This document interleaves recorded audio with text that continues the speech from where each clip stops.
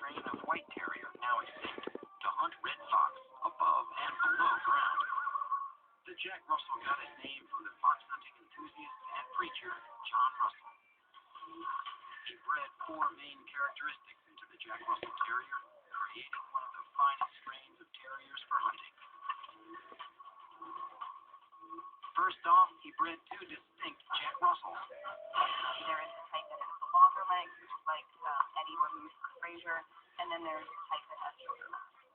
From the bottom of their paws to the top of their shoulders, these guys range in size from 12 to 16 inches. And a Jack Russell can easily jump 5 times his height. Not impressed? Well, a German Shepherd can't beat it. He jumps 4 times his height.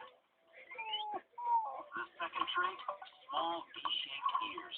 Those cute little ears, they have a purpose. They fold over to protect the inner ear from debris in the field and underground. Jack Russells come with two distinct coat textures, smooth and rough.